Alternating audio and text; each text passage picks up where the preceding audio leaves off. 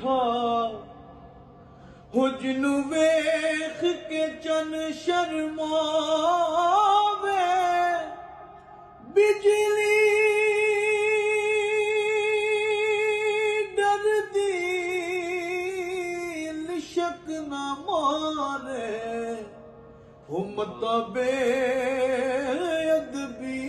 हो जावे जे जावे सोना सैर करन नू ओ रब अपना अर्श सजावे अधी राती चन चढ़ जावे हो जद सोना मुख तो नकाब हटा